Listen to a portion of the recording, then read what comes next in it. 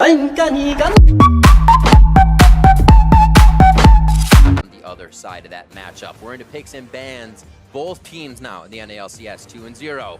That'll change after this game. Yeah, you're talking about keeping your spirits high. It is hard to have your spirits high when you are getting smashed in lane, and having that mentality where you can go, okay, we're playing for the team is big. But also, I was talking to Adrian before the game, and he just has a big smile on his face, and I asked him what's it like being back with Hooney, because he played with him in the Immortals days, and he's like, it's so easy. I literally just have to I don't have to make winning plays, but I have to make a play that doesn't lose us the game. So we just play safe, right? Because Hooney is going to be winning all of his top lane matchups, and they are giving resources to him. Just seems to be you have those solo queue games where your top laner's 2-0 at 4 minutes. You're like, all right, this one we're probably going to be a bit easy. Don't mess this up for him.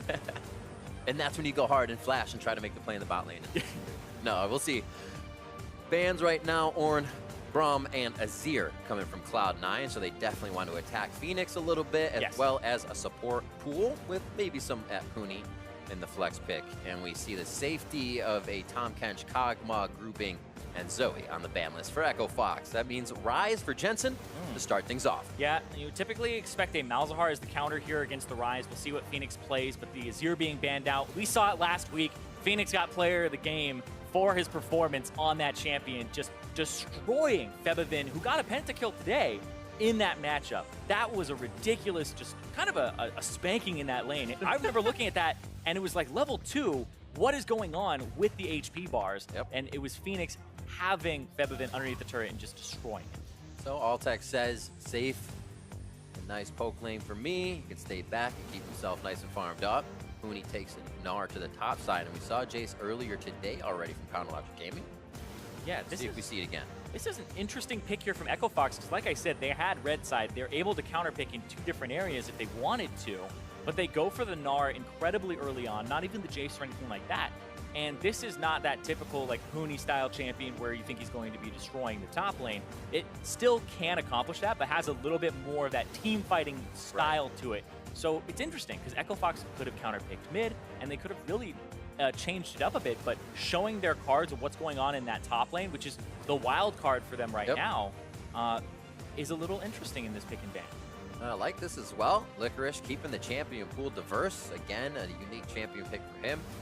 So you get that Jace towards the top side, and our first phase of Echo Fox. Remember, Phoenix could take his Cassio. Yeah, remember I was talking about the fact that Licorice versus the Impact kind of discussion that was going on. Licorice is all about those bruisers. One of the first people to really bust out the Alawi and have a good time on it. Gangplanks, the Jace, the Pled. So the Jace for him is not a far cry from what he's not used to. Of course, in Challenger, it's a different kind of beast there. So is this NA Jace versus Korean Gnar? Oh no.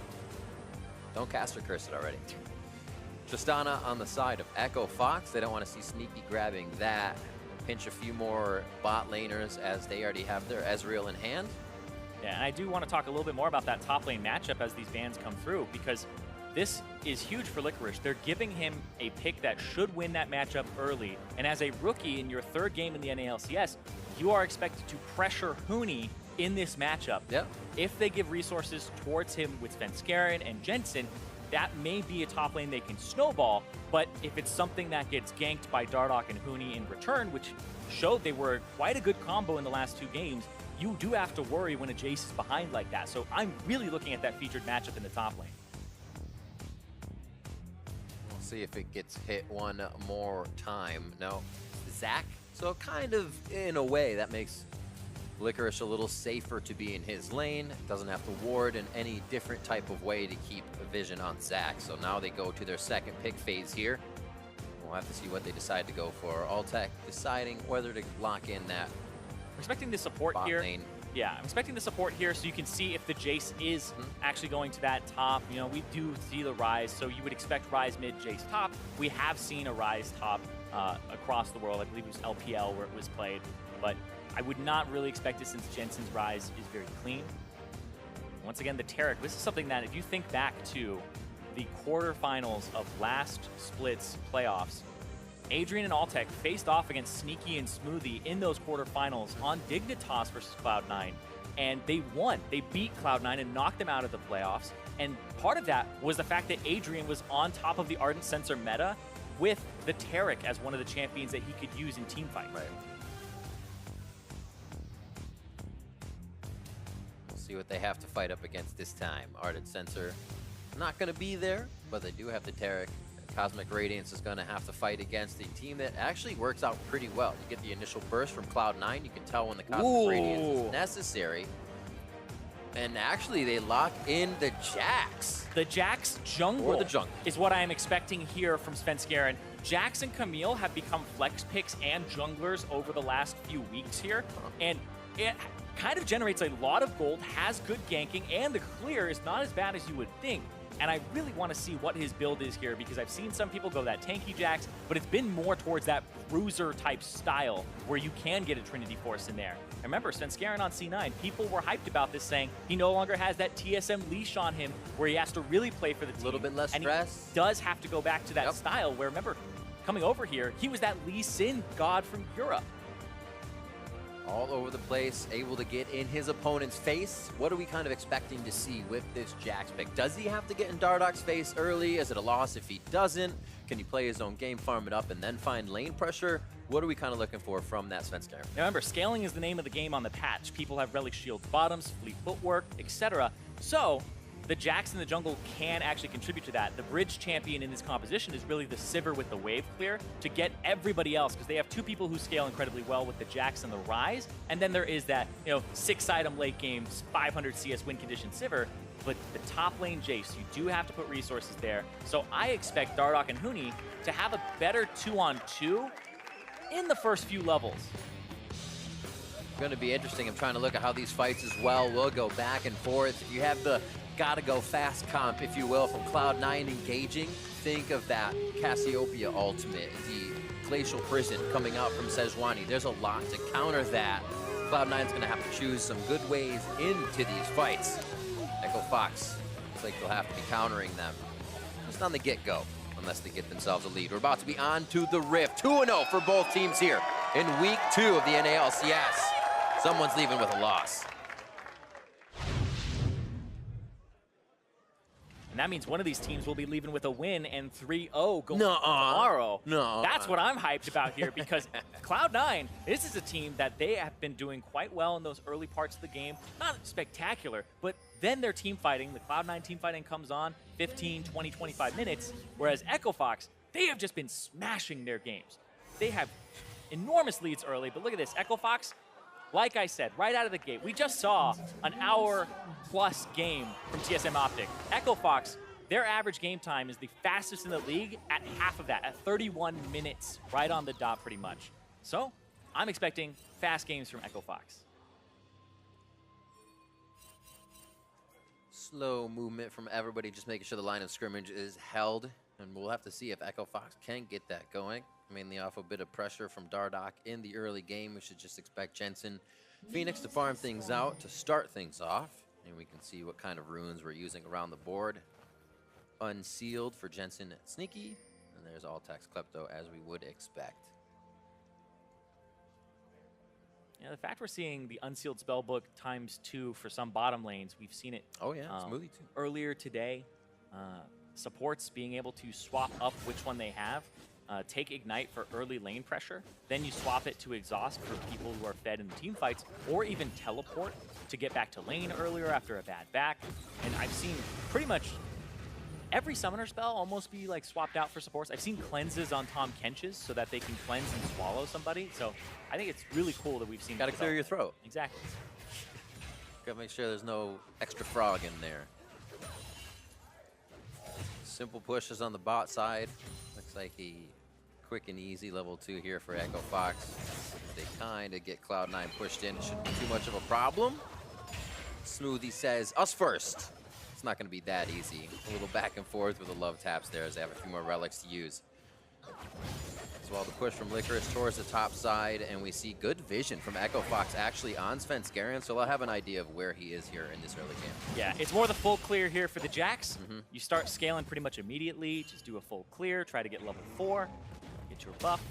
No, is he going to go? He's checking Raptors, actually.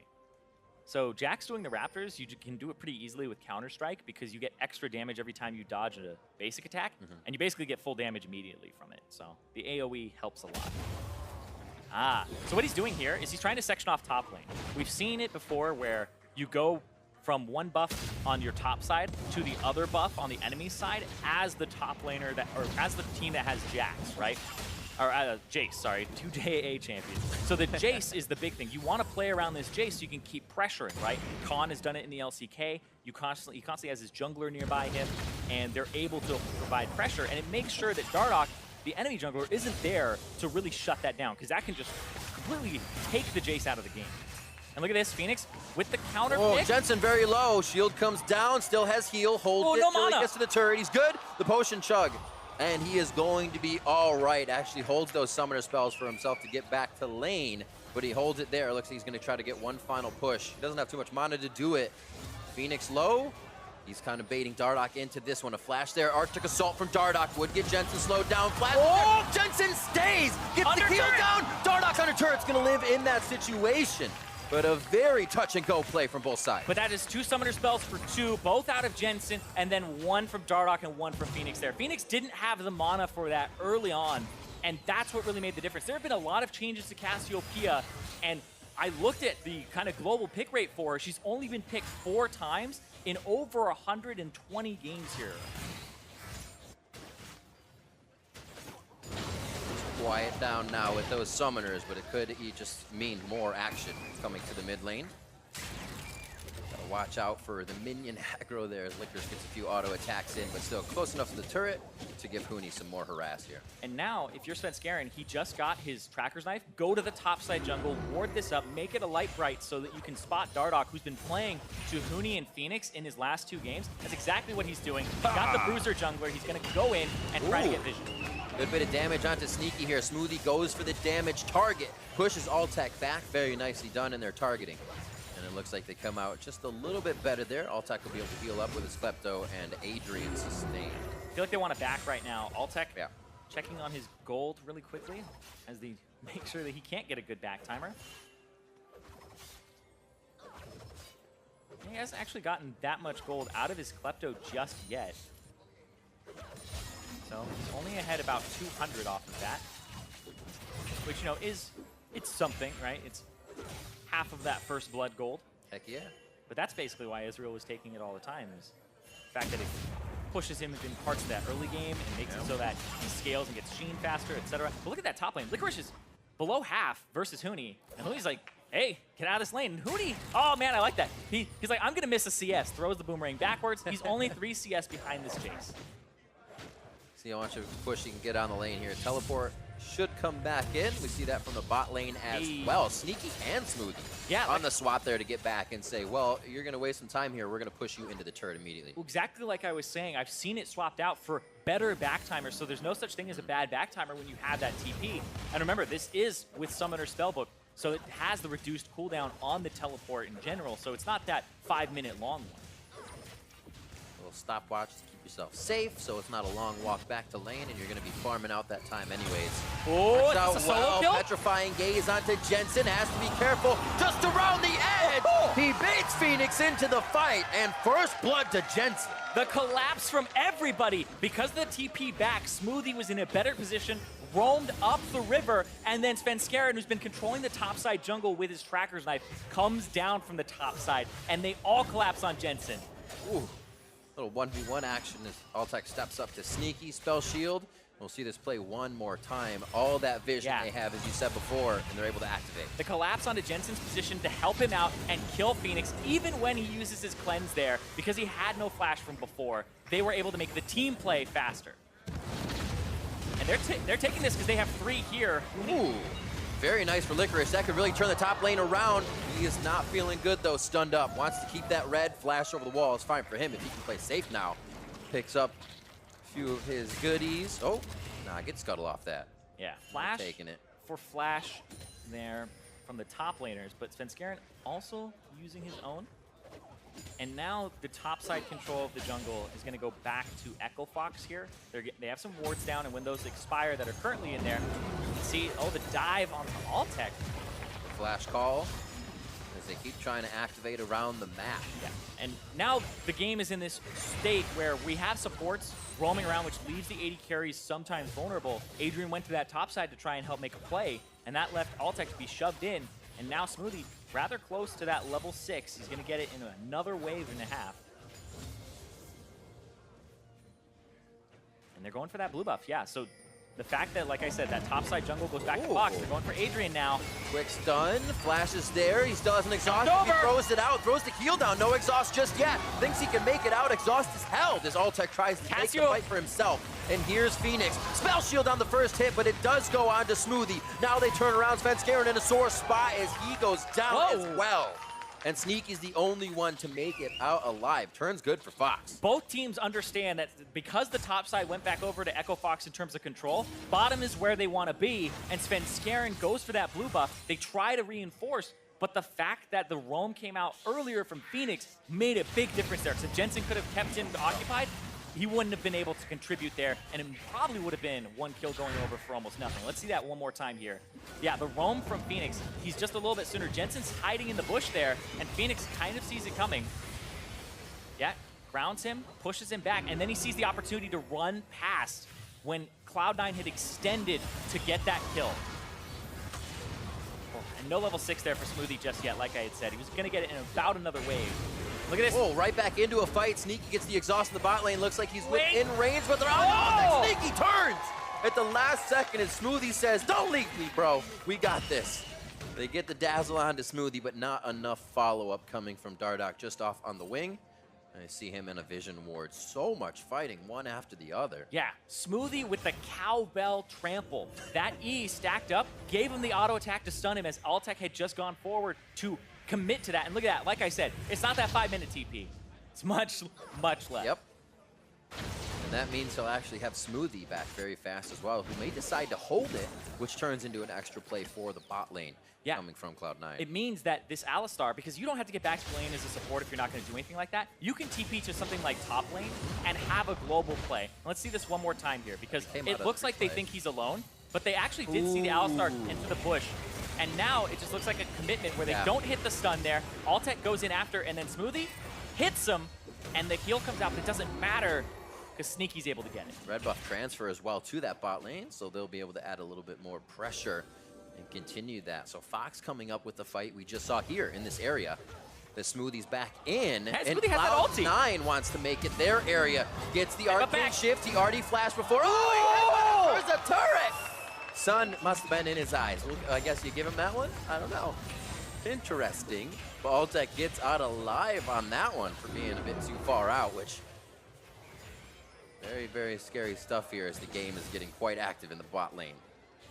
Yeah, what happened is Smoothie actually went up, he exited the brush, and he couldn't see Altec to headbutt him back. I just checked it with Fog before. So he just got vision as he stepped out. Yeah, so Altec was in the bush, slammed him with the pulverize, and then he walked up to headbutt him down, but the fact that he went out of the bush, he lost vision of Altec and couldn't point and click on him. Dardoch with a slow move towards top lane. There is no Narbar on Huni, and they melt him down. Oh, one last shot. Licorice getting out by the skin of his teeth. Is there an ultimate to come in? He flashes and gets the Glacial Prison to lock down Licorice. Oh, man. Yep. Looks like Dardoch trying to just avenge Huni for that top lane. This top lane is going rough for Huni, whereas Licorice, he's doing incredibly well. 10 CS per minute at that mark right now. You expect the Jace to be able to bully in that matchup, and that's exactly what happened. That turret almost dead, but the bottom lane already got that first turret. All right, Zyrene, so what is kind of like the most advantageous thing to do as either team in this situation? Kills are everywhere. How do you stop this? How do you kind of take advantage of the situation, if you will? Right now, it's kind of all over the place. Nobody's really going for that Mountain Drake just yet. And the bottom lane turret is down. So right now, what you can do as C9 is make a play for 4 people top, try to knock down that turret. But I don't think they want to do that because the Drake is still up, right? So at that point, I feel like you just kind of go back to where you were, play for the Mountain Drake as C9, and then you can swap it later because you have this TP on your Alistar, and your TP on the Sivir's almost up to make cross-map plays. Such interesting way to do it. Usually we see that turret go down on the bot side. You already have your AD carry or your bot laner and support towards the top. Push that one down and do whatever you want. But with Spellbook, you can either slow it down or speed it up at your pace if you have that turret. Yeah, so right now what's going to happen is C9, they're going to go ward up that bottom side jungle as a duo with Svenskeren and Smoothie. You have the jungle support synergy. Always bring a warding buddy. Bring the support if you're the jungler and vice versa. Absolute truth. And after some backs where you feel like the enemy jungler's top, you just go in there, put down some wards, and now that's why they played and put Sivir on the bottom side, so she could shove this out. You could get this Mountain Drake. So the next play they could make is they could just reverse the map, swap it, put their Sivir top lane, and then push down that turret. And that's how you keep getting those advantages. Of course, they can still do that with mid lane. It's not as easy to do, but they can still do it. Sneaky roaming around to meet with the team as he clears out the bot side. That gains a little respect from Altec. He'll have to answer that as the mid lane push will now come in from Jensen here. Sneaky on the side to see if they can make a play, but Sneaky is hatching a ward out there in vision.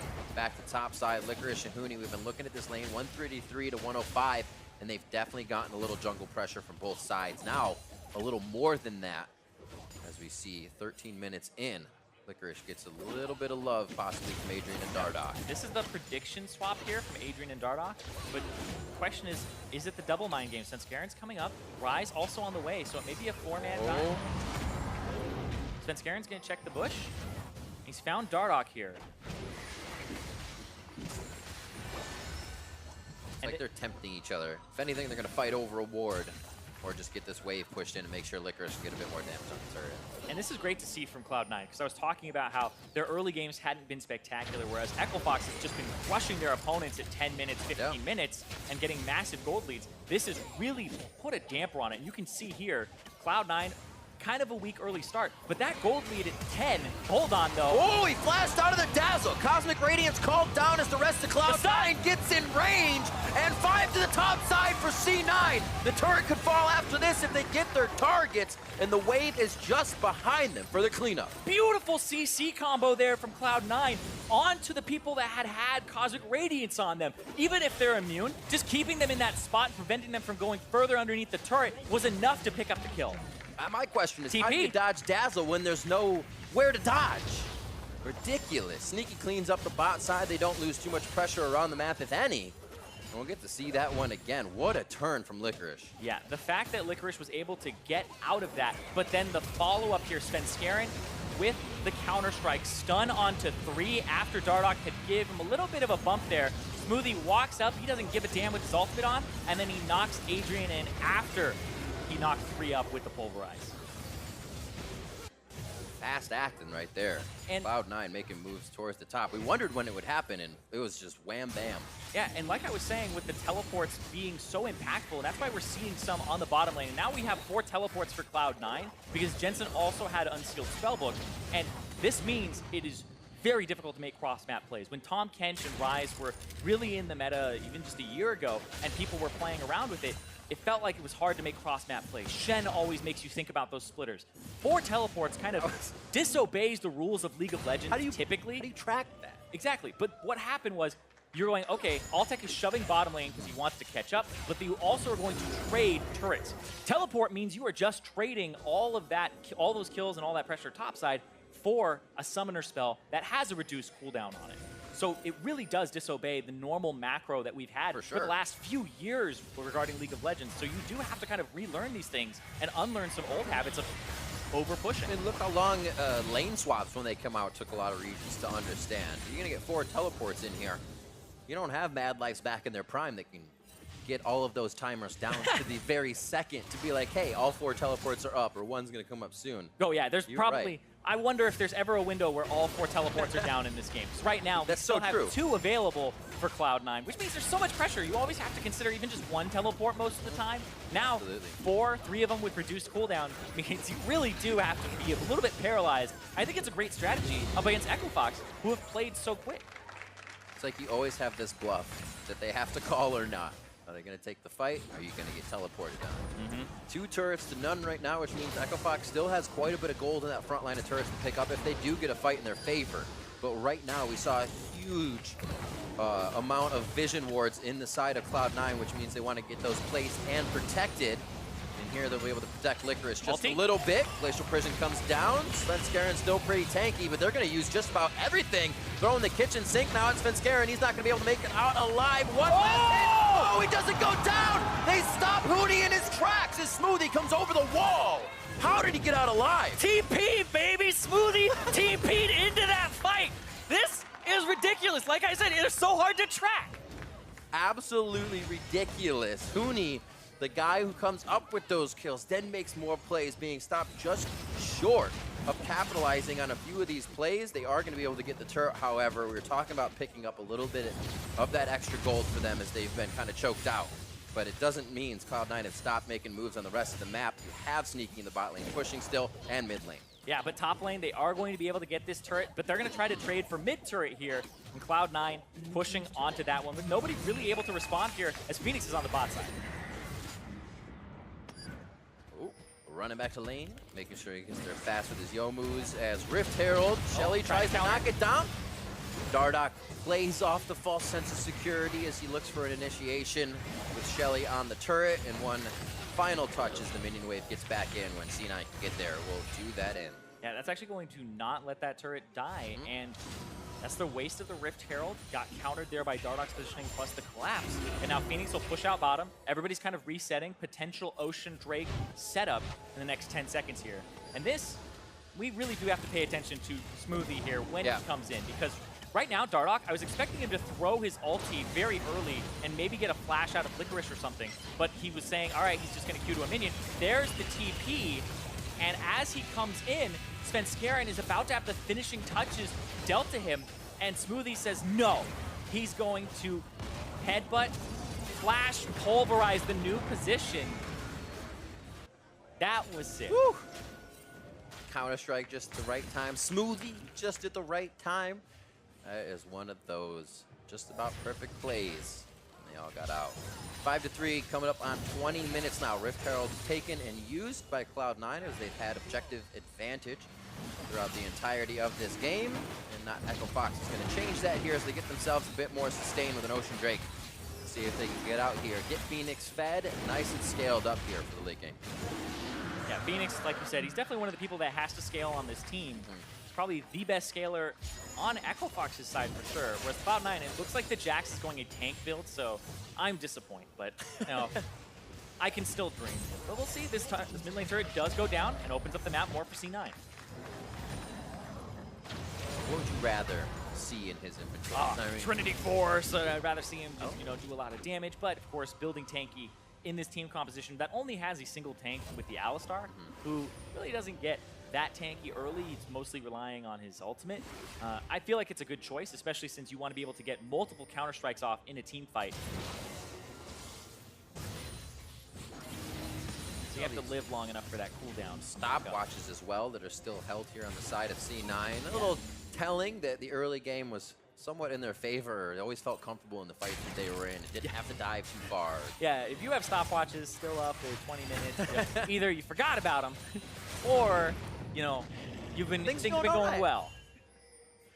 Things are going well. Now it's Anya's for Jensen as he flips that back into a nice core item. 1-0-1 for him. Even CS in that mid lane between Phoenix and Jensen as they stack their tiers all game. Had a little bit of back and forth, but not too much. Yeah, Jensen also swapped out his teleport for a cleanse. This means that he's probably going to be split pushing and then looking to cleanse ulti Zhonya's away.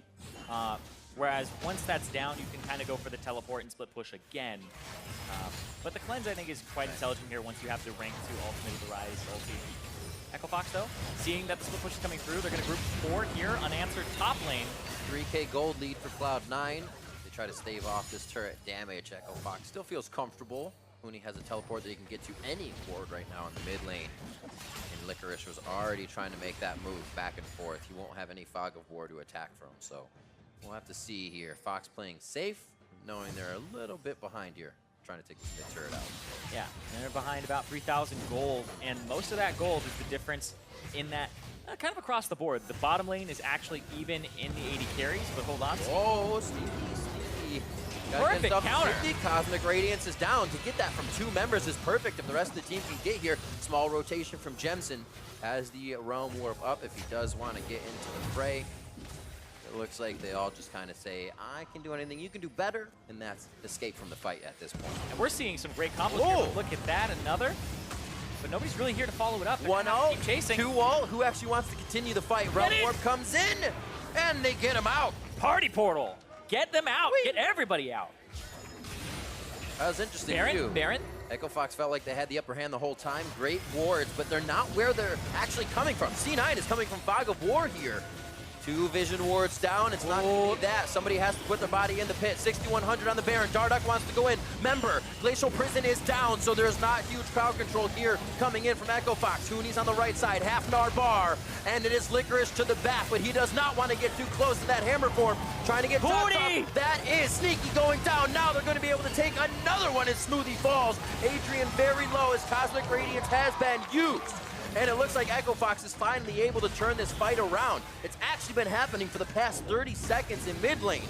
And now to Baron, as Jensen, trying to size up the rest of the members of Echo Fox, cannot find a health bar to 0 out. Yeah, Jensen does have flash, but I feel like that would be such a risky play to make there. But that was Hooney TPing in on a flank sooner than Licorice. He was earlier than him, but he still had to fill up that Gnar bar. Got knocked out by Smoothie, and then really Hooney getting to that point where he could transform was key here as we see this again. Like, there's so much damage coming out from Phoenix when he can get in there. So what they're doing is they're trying to play for cooldowns a bit. They got the stun. Hooney's coming in. The flash is away from the Counter-Strike and the Jax, but Hooney gets knocked out, comes back in, and he's at that point where he gets that Gnar bar fast, goes up faster as you level, and then the Gnar onto 2 people. But the fact that Smoothie got the hourglass off was huge to delay him dying and falling down. What a scatter as well. Great job by Echo Fox to have the vision to lead that fight in the beginning. Well, the fact that they got the ultimate and the Zhonya's out of Jensen, immediately said Baron time, went for it as a bait. And like I said in Champions League, the Jace has to crush the lane, and he hasn't been that like 40 plus CS ahead right now, not smashing it. He got the top lane turret with the help of Svenskeren early on, but Hooney has been actually even in levels, ahead in levels for a little bit of the game. When I watched them at level 11 to level 12 with Hooney still being higher, Hooney has done well in this lane to kind of stop the bleeding, and the team fight effect, like I said in Champions League, of the Gnar is definitely higher than the Jace's, and we saw it there with the TP. So we kind of see that Cloud9 want to be able to get those pokes in, have Licorice fire in a few of those shock blasts before they really get to the fight. The featured matchup doesn't really allow us to get 2 tanks going in at each other, which makes me a little sad. They both have kind of different jobs to do here in Gnar and Jace. Well, that makes it more exciting for me because it means that one person has an advantage and the other person wants to circumvent that by playing to their strength, right? The Jace wants to split push, and the Jace wants to knock down turrets, whereas the Gnar wants to be able to try and match, but then go for team fights. But look at this, the split collapse onto Hooney. Tank onto Licorice, that's going to be shot number 4 or 5 coming in. There's the last. Shock blast coming in, not accelerated, and the kill goes over to Jensen, so they actually do start to work across map. They have a wall of members creating a little bit of security in the jungle, and a quick attack means Hooney and the bottom turret down. I'm just trying to rack my brain for Cloud9's composition of how you would really strategically play against this team that has so many teleports and semi-globals and globals. And it's very difficult because you always have to consider what the other move is, right? Because a typical 1-3-1 composition, you'll have Jace in a side lane, Ryze in the other side lane, and then you have your 3-man unit with the Sivir for wave clear, so you can't be just sieged on and have your turrets get knocked down.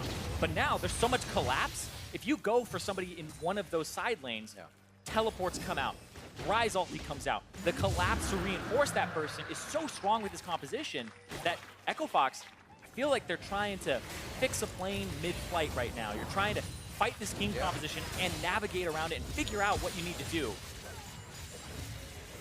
Also, it's like, whose teleport is that? Which guy?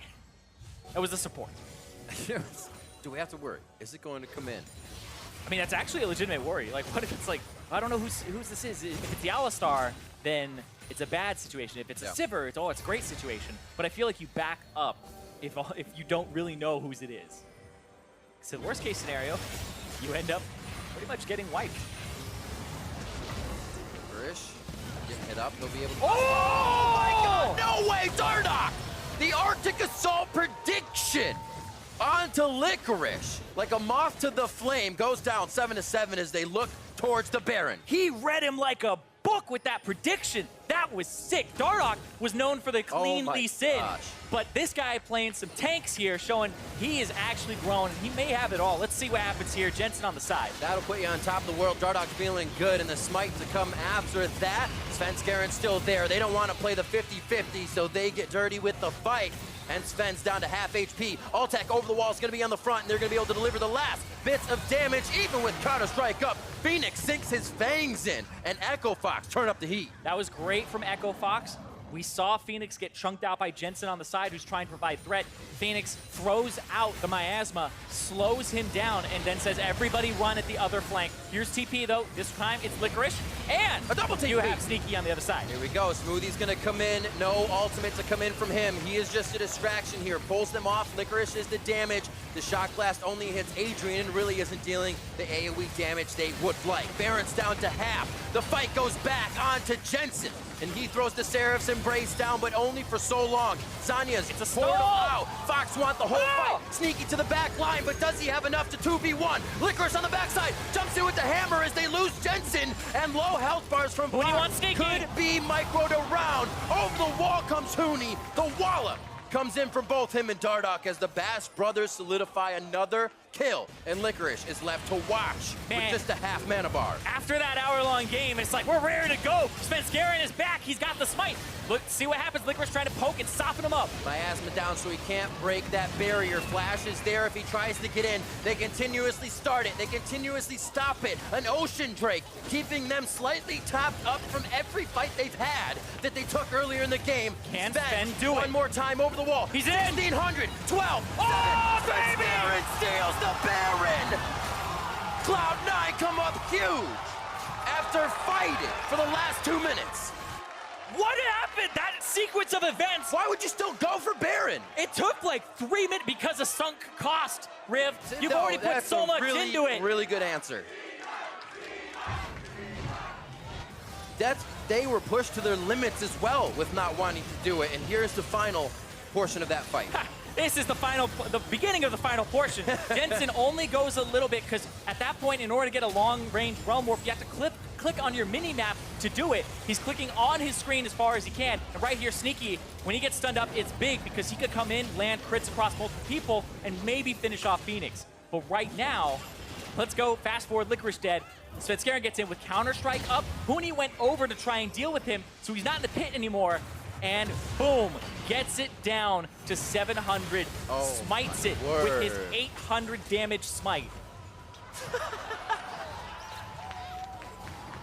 Oh, we had the confidence from Dardoch hitting the prediction ult, and then the ult from the smite from Svenskeren. The junglers are on fire right now, and the fights are not stopping. Adrian very close to going down. Cosmic Binding keeps alive. Smoothie now the next one on that list to be on the ground. Sneaky's in the eyes of the enemy team as he kites back the fight to go for a kill for himself. Retribution onto Hooney before he goes down. Phoenix and Dardoch very low. Alltech tries to step forward. Triple kill. Dardoch now to kite out the fight. The rest of the team is going for minions. He's got Dardoch says, let's play Ring Around the Rosie. He's got Warmogs. He just wants to stay away, get all that HP back, and Jensen's going to give up the chase.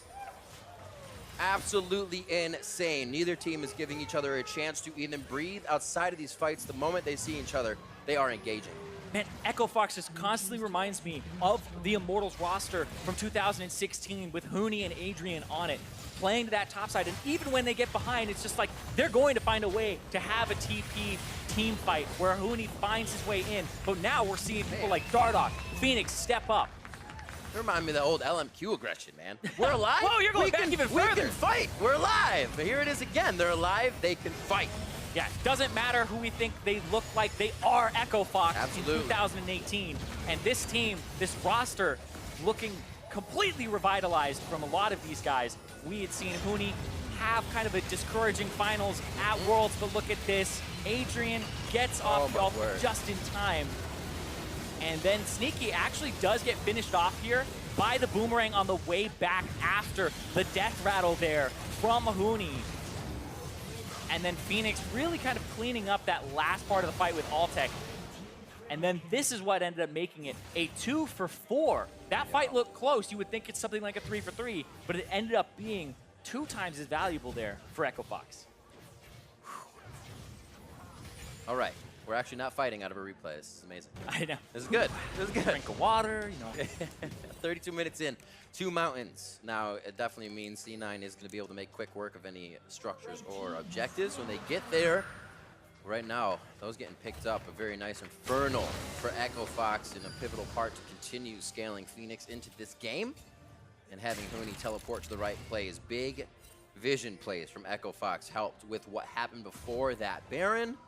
And then a 50-50 Baron is a 50-50 Baron. And now we're here. Yeah, that Baron, I don't even want to think about what the percentages were on that one, because pretty much you would expect that C9 were going to lose it. Yeah, absolutely. Kept them in the game. But then the next fight, everybody kind of loses the Baron because they die. And even then, it's like, okay. Now we're finding ourselves in a 1,000 gold difference game with Echo Fox being up. Turrets are even. Now it comes down to the play. And you can see Sneaky Smoothie, they say, okay, we don't have that lead anymore. No more TP Fiasco. We need team fight summoner spells. Sneaky with the cleanse so that if he gets ultied or stunned, can keep operating. Because the last 2 times, remember, he got stunned by Huni, and then that made it so that he just got 100-0'd. And Smoothie now with the exhaust to prevent somebody like Phoenix from dishing out all this damage, whereas Adrian's been able to apply that exhaust in some fights.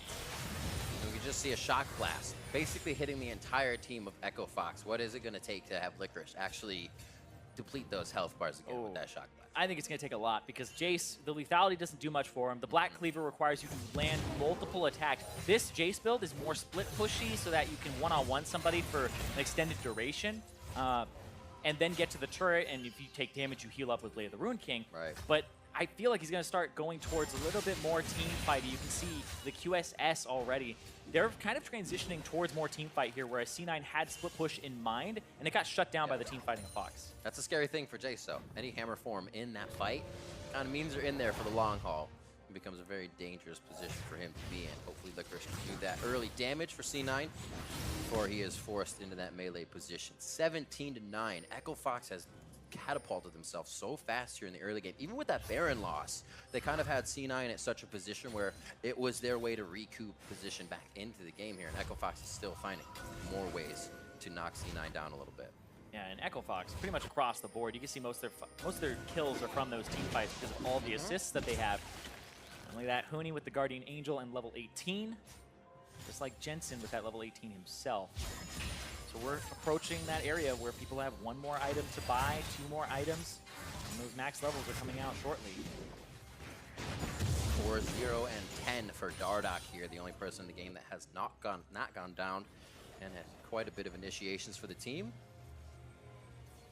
See him still on the front line trying to make those happen. A cleanse as well, as we kind of said. Unsummon or summon spellbook switching around. Unsealed spellbook words. And the exhaust coming out. So the teleports aren't playing such a big role here for Cloud9. It's what can they do to stop these fights from Echo Fox that we were thinking about in the early of the game, because that's starting to come to fruition. Yeah, and Echo Fox now, I think they actually kind of win the split push game versus the Jace. You just have to worry about not getting collapsed on. You can see Huni's pushing up further than he did before in the split push because there aren't as many teleports. It's just really Jensen who can ulti to a side lane and really kind of collapse on it. So Huni pushing up as his team prepares for this Baron that's in 8 seconds. Good vision already. Smoothie on a bit of a solo run to see what wards he can clear here. It could be dangerous. He's got the team enough behind him, if you will, to keep it safe. Phoenix knows. The rest of the team, they're not even very poke-oriented, but they said, we can continue to get 10% off of these health bars back and forth to start this Baron very much in our favor. So what Huni did is he shoved out the bottom lane. He made sure that he didn't transform. He didn't even attack a ward to start getting transformation. That's so a good eye. He's now going to flank instead of having to TP in, and they're going to try to go for a flank here. This Glacial, Huni jumped over, so he's trying to proc his own now. It's not that Radiance far. comes down. A little miscommunication. That means C9 may feel more confident about the fight, but they still have to funnel through a choke point. Echo Fox can fight very well in. Licorice now on the right side, has to be careful, but knows he has distance to play with. with that Sejuani ult down as both teams jockey for position. Phoenix is the target. Sven went in. Is down. Sven very low to be the first one to go in, and they take Jensen down immediately. 60 seconds on the clock as Cloud9 health bars turn from blue to red immediately. Licorice cleanses out, goes down to the ignite, or poison, I should say as well. A double kill coming in for Ultec, and another explosive fight from Echo Fox. Another sweeping teamfight victory for them. 4 kills to 0 there. Because they had tried and kind of flirted with a teamfight before, Jensen's ultimate plus Zhonya's were down, and so they go on him with the flash from Huni and the stun before he has to change back into Mininar. And these, it looks like this can only happen more within the next few minutes. The way this game is going, the composition you're looking at with all these summoners down, that only favors Echo Fox for another fight just like this. Yeah, watch Huni's Narbar here because Svenskeren goes in, and then right before Huni really does have to transform back, he gets the stun combo onto Jensen, who's not fast enough on the cleanse flash. He was not expecting that to be the move as he approached just so slightly. Clean up around the board. No 50-50 on the Baron this time, and you actually saw, now with a little bit more defenses, even the Gargoyle Stoneplate Svenskeren went down quite fast with that targeting. And you kind of think it's your opportunity as Svenskeren to jump in and do that because Adrian's Cosmic Radiance was down. So if you get a multi-man stun, you can really just win the team fight from the start without having the Taric prevent your team from doing damage. That back line presenting itself. Phoenix was in such a good position. Still works the same way for C9. Some of the cleanses are down. I say these summoners being down helps Fox, but there's a few of those windows C9 gains out of a big fight like that too. There's just very small windows. And the Elder Drake here, uncontested, not something you usually see in a game. Echo Fox will be able to pick this one up. Echo Fox with that double elemental Elder Drake here. We'll pick that up. They still have that Baron buff for 2 more minutes, so they can do a lot of work here. But look at this top lane. 3 people looking to punish Huni. And I gotta say, this Huni looks like he was on SK Telecom for a bit because I remember Immortals Huni, push in, keep pushing, keep going, right? Keep trying to find advantages. Someone's in my lane, I can fight this guy. Exactly. And here he's saying, nope, my team is going to do all the work here. They're going to do the heavy lifting. Absolutely. I need to not just go in. And look at the distraction he's causing now as well. 3 members, instead of getting a push, are able to focus him. Flashes as well, being pushed away. Blast cone left and right, gives a good wallop, throws the house at them as well, and still buying time with the summoner. The team is winning the game. Angel.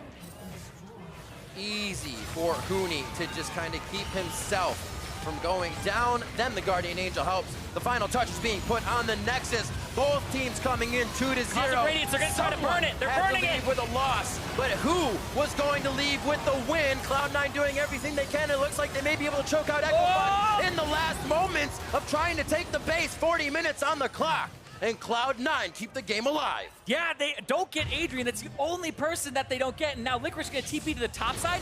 Wait, Adrian makes it back in time. Be back. That Taric wave clear, gigantic. No, I'm just kidding. But he does have Baron. That's the big thing. Yes, a good bit of damage on the turret and the minion denial that he presents with Baron as the last one alive. But it shows you Cloud9 has only had that lane pushed since about 30 minutes, and it's only been that lane. So much control of the game from Echo Fox, and it puts them here 40 minutes into the game. And it looked like the call was for Huni to stop backs and just keep people occupied. But then the Cosmic Radiance comes out here. Ultec ends up being the target. Of course, that's exactly who they need to go on when he's dealing that much damage to the Nexus. And Phoenix not able to provide those finishing touches because the Cassiopeia, really doesn't have that great object damage against those structures. When you're saying your team, just hit the Nexus! Well, that's what they all said. They were all like, let's hit the Nexus, let's just Somebody didn't hit it. No, I'm just kidding. Well, Phoenix had a double kill in all of that, so I'm no wonder. But no. Was he not throwing snakes at the Nexus? Pretty sure he was just throwing snakes at the Nexus and then, turning over his shoulder to hiss at people and give them the twin fangs. Gotta be aggressive. 8-2-10. He's done a good job so far. Almost 400 CS for the mid laners. Already hit by Sneaky. You can expect a Sivir to have a big minion or backpack for herself as she continuously clears waves. Summoners are just coming back up. Phoenix's flash is about to be there. Jensen using his recently, but Sneaky and Smoothie keeping himself safe and guarded on the back line. Next fight probably means the game if it is all in favor of Echo Fox. So C9 playing very, very safe here for this defense. We're seeing a lot of interesting item choices here. Double Knight's Vow for Echo Fox, and then they have the Locket on Dardoch only. They have a Zeke's Convergence on Adrian. He's had it for a while so that he can boost all of that damage up with whoever he's actually on. I can't tell right at the moment. It looks like Altec. He's actually... Yeah, it looks like Altec because there's Knight's Vow and Phoenix. Yeah, it's just it looks slightly different. The little circle under their feet has a different pointer. So yeah, going to try to increase their damage. And on the other side, you have no Knight's Vow, except just now Svenskeren purchases his Knight's Vow. So the team fighting power of Echo Fox was really high in keeping their carry safe. And now let's see. Looks like he's actually with Sneaky here in terms of the Knight's Vow. How good would it be if they actually had a fight that lasted that long for those many auto attacks on Sneaky? You can see the ricochets starting to become very powerful now, but Echo Fox is just imploding Cloud9 as soon as they activate these fights. 23-13. Jensen controls the bot lane here. Doesn't have a teleport, so he's got to be careful about how long he stays. He just wants to cut this wave off so the team can work around the map safely. Yeah, send a magic damage dealer that has a semi-global to go clear the wave. Perfect. It makes perfect sense. And Jensen, he does still have one more item he needs to purchase right now. He has 2,500 gold in his inventory, so working towards looks like a death cap, and there he's going to go into his inventory. So Jensen is now at that 6-item full build here. 22, big man over there. Bloodthirster, Sterix, Frozen Mallet. Expecting to see Sneaky maybe sell his boots for something soon. Has 2,700 gold, so that may come through. Whereas Cassiopeia, no boots, so you do have to have that last 6th item, a truly 6-item build comes out from her. And then Baron's in a minute, and that's really what Fox have been playing around. We saw an explosive early part of the game, and now, like 36 kills later, things kind of slowed down towards that middle part because they're playing around these Baron timers. So you don't want to fight and blow flashes 2 minutes before Baron comes up. You really do want to fight and have a fight for that Baron where the victor does get much more. And at this point, the victor may get the game. The easiest things to tell yourself in your own game. We just have to wait. Flash engage, flash engage. Yeah, you flash engage, you kill 2, but then you can't shove lanes. You can't really get nothing was actually any ready objective. And then you actually need that for the next fight here. Very patient hands on all of the pro players. 45 minutes in. 5,000 gold lead, however, not meaning too much at this point. Yeah, Echo Fox is probably a bit more powerful, but it's up to the players of how this fight will be sorted out here. Yeah, and we see the 6th item come through for Sneaky, who ended up selling his boots. So we see that 100% crit build come out from the Sivir. So every Ricochet will have tons of numbers. And if it doesn't crit, you can write your local support. No, I'm just kidding. Oh, the fight in. Svenskeren, I thought was going to take the hit, but Dardoch not wanting that initial target. Yeah, there's just vision control all over the Baron pit for Echo Fox. So now they got to play for poking, blue trinkets, and then that bottom wave push. So Huni just turned Mega. I don't feel like this is the best time to go for a Baron. You're going to wait until he can stack up that Gnar bar again. Of course, the period in which he can't stack it is much lower. Svenskeren's going to try to just dodge out a bit. Pretty wide on the wave as well. Not a fight they would have gotten. However, it gives Altec a little rising spell. Flux headbutted back as Phoenix. But Smoothie puts himself in a really sore spot here. Cosmic Radiance comes down, and this is Fox's fight to be won. And it looks like they're going to be on to Svenskeren. Jensen gets himself in. Seraph's Embrace and Locket goes down. A lot of extra health added onto the team in shield, but it's not going to be enough. Echo Fox looking to clean up the rest of the members of Cloud9. Jensen heads for the Fountain for Solace, and the inhibs now going down. It's a 3 against 2 right now. So we're going to see what happens here. Both carries up for Cloud9. A blue buff for Altec means he can just keep firing in. Adrian and Phoenix trying to stay on the front line. As soon as you let them close to that Nexus, they're going to try to go after Altec here. Jensen Miasma goes down. That means he can't going get after through the skies. Nexus getting hit up. 60% HP, 50%. Oh, hits him back there. He's not going to get hit up by the Fountain Laser, though. Shot still coming in from Altec. They got to reach Altec. Licorice gets hit. Licorice gets hit, but they still take down the Nexus. Adrian swings the hammer, and Echo Fox are 3-0 in the NALCS. Oh, baby, it's fun. It's Fox. These guys have such exhilarating games to watch. Absolutely, just adrenaline pumped from start to finish. My heart is pounding after that because those situations where people are just skirmishing back and forth, you have to have such mental alacrity as a player to really identify what you can do in those situations and especially what you can't do. And Echo Fox have that fast thinking. What a game around the board for Echo Fox, starting off a tad slow, but like you said, understanding, saying, oh, there's a kind of a side lane doing a lot of work here. Huni played very conservative in the top lane when he knew he was getting focused in that early part of the game, and they were able to hold off a kind of fantastic early game there from Cloud9 where they started to run amok around the map. Absolutely insane. Echo Fox moved to 3-0. This is a team that people were saying, you know, they got to keep that momentum up, but it looked like even when they lost the early game, their heads were still in the game. Absolutely. And they knew what they needed to do. They lost a Baron to Svenskeren, who had stolen it and delayed the game longer for Cloud9 to potentially stall it out to where they have a Sivir and they have a Ryze that can actually deal a lot of teamfight damage later. And they really, Echo Fox did navigate the strategy of the 4 teleports into eventually forcing Cloud9 to swap that up and play a team fighting game that Fox eventually won. It seems like they knew themselves. It comes down to a point you're like, well, that many teleports almost doesn't scale into late game, if you will. Are you really going to wait on your AD carry to teleport, or they're going to be there already? So they said, this hurts right now, but we got to rocky this and take a lot of punches. Yeah, and really, watching those team fights, there's just so much that goes on in them as well. Like that last fight, where Smoothie went in for a headbutt, he went to go pulverize, he was stunned. And that's why it delayed him from laying the Q down. These tiny things that affect these players in those moments and make it look like one of those moves where you go, what is he doing? But if it had worked out, it's a different team fight altogether. I want to give props to Echo Fox's draft as well in this. If you do see C9's composition getting ahead, we talked about that. Dardoch can Glacial Prison that initiation, the Petrifying Gaze initiation coming in. Echo Fox really had a way to play from behind in this situation as well. And I like it because it's not a Huni show. They didn't go for a, the counter pick for Huni top. He has a winning lane. They're showing they have more diverse strategies and that Huni can blind pick a top laner like Gnar, play for the team, not give up a lot of kills, take kind of a hit in lane, and then Phoenix, Dardoch, Altec, and Adrian will be able to bring up the rear and carry a lot of the weight. We'll see if they can keep it up. 3-0 now, and to get the thoughts on how this game played out, let's send it over to the State Farm Analyst Desk.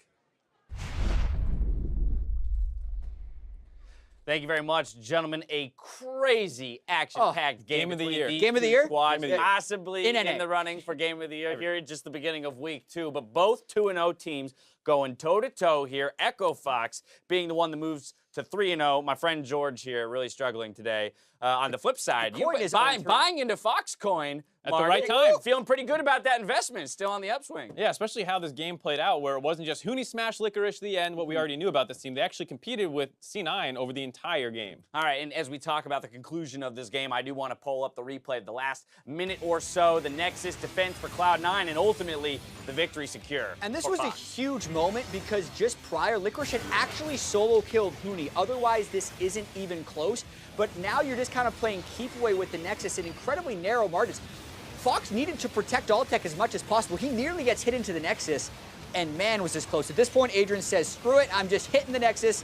He gets the extra attack speed from casting the Terra Kill and gets it. Yeah, that's obviously a crazy situation. That also happened earlier in the game. On top of the Baron steals that one on. The whole second time they tried it. Whole game was obviously influenced by a variety of members at different points. Okay, that's a given. Now, I want to return to that featured matchup, right? We came into this game with a very specific focus. We wanted to see how Licorice, the newcomer here on Cloud9, from Challenger, how would he stack up against the likes of someone like Huni, right?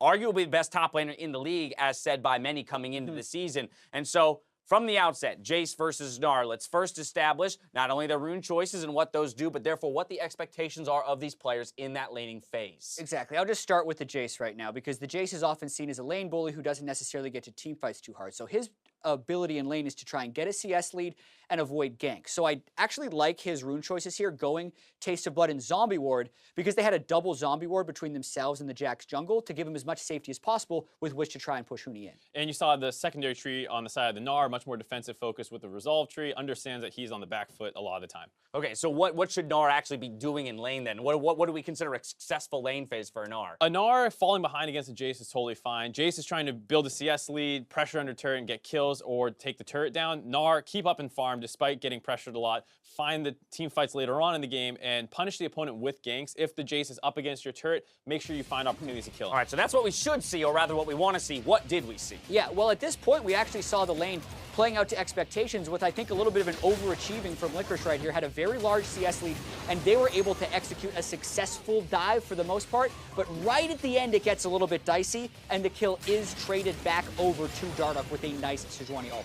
Right. You have to flash for that ultimate. And this move was amazing from Licorice. Yeah, absolutely amazing. He knows his team is there near him, so despite Echo Fox going aggressive, he doesn't back away, doesn't flash out. He wants to bait them in as perfectly as he can. Great micro to keep him out of the stun of Taric, baits them in, and then that is the play that allows them to break the turrets, and that's pre-15 minutes. Yeah, and we talked about in our countdown show how these are both contenders. We labeled them as that. Yes. And you can see not only the players playing around the matchup, but the teams playing around the matchup, because when the Jace is in the game becomes about Jace, which is a pretty bold move by C9 to opt into here. And if we were to grade the laning phase right there, I would give Licorice about an A+ and Huni a B+, because he did fall a little bit farther behind than normal. Do you align with those grades? Or? The only thing I would do different is I'd probably give Huni an A- because there's a lot more going around on the map, so Dardoch couldn't go top as much as you might have wanted. And I gotta say, Licorice versus Huni, as it being a featured matchup, Licorice showed up today based on the expectation. Right, in the lane. I mean, because that's the thing, right? You're giving him an A or an A-